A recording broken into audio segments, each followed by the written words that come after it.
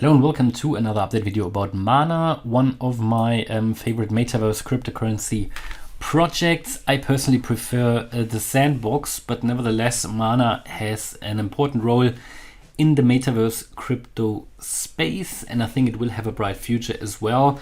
Highly anticipated technical analysis here. I had a few questions about, when can I do another Mana update? And well, in the last video, it seemed like the price would break above $3. We had positive indicators. The price had, I think, just broken here the descending trend line. And I think, I think it actually did go up above $3 in the end, as I can see here. But it was basically a fake out. So yeah, it broke it briefly. Okay, so that was okay. But yeah, basically was a fake out. Did get rejected at the 20-day moving average. Did come down then, and probably, as it looks like, he retested that descending trend line, found some support, and is currently potentially on its first steps to the upside. What we've seen here is, which is good, the price did come down in an ABC correction here all the way down to the 0.887 fib level. It's a very important fib level for such a retracement of the altcoins, and it found support exactly at the 0.887 fib level. Did come into my target area that I had here on the chart as well. So it's still in there, it came back in there, but it made a higher low, which is good. Higher low is good, we made a higher high here as well. Next, I would love to see another higher high, break above the $3 level again, break through the 20-day moving average, which is currently at $3.05, and move higher. It really needs to get going here. We've got some positive signs on the chart, and but overall, I think we're not here out of the problem, and we might need to expect further lower prices. That all depends on how the price is now moving on. So first of all, in this current correction, the price has pretty much, in my view, done what it needs to do. It has come down all the way to the 0.887 fib level, great target level for such a retracement. It basically theoretically has completed its correction. Yeah, so it doesn't need to correct more. It has done what it needs to do to bring us out of the overbought levels on the RSI. For example, here on the longer time frames, on the weekly, you can see on the RSI, we are not overbought anymore.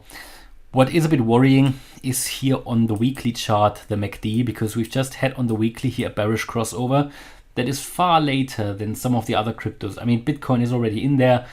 Ethereum has had its bearish weekly cross, and Sand is only just starting. That is, to be honest, a little bit concerning, because it indicates that prices could drop further. Yeah, if you see on such a long or high time frame a bearish cross on the MACD, that can be problematic. Also here on the weekly MACD, on the 4-day MACD, which is also a significantly important chart, we don't see any reversal here. The MACD is further pointing to the downside, and until we see a reversal here, I wouldn't be confident to say that we've seen here a reversal. Okay, it's looking different on the 2-day chart, but because the 4-day and the weekly is still looking quite bearish, I'd be very careful just looking at the 2-day chart here, because here on the 2-day you can see that selling pressure reducing down, but even here we haven't seen a bullish cross yet. So also here we've just rushed into the bearish range on the RSI. Overall, the indicators pointing rather to further moves to the downside. Yeah.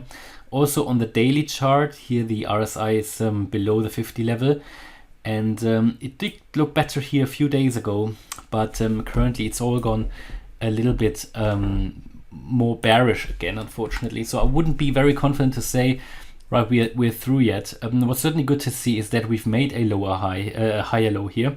Yeah, but it's only the very, very first step. It's pretty much maybe just trying to get out of here, We've seen here a very slight bullish divergence that was here between the 5th and the 10th of January, but it also played out, but that was it. It couldn't even get here on the daily above the 50 level of the RSI.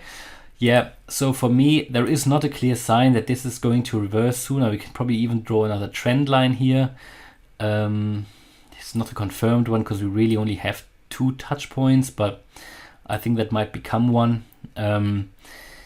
Not very confident here on Mana, I must say, because we had the fake out above $3, couldn't get above that, couldn't get above the 0.786 86 fib level. I think we might see here the 263 level again, the 0.887 fib level, unless you can really push above that trend line.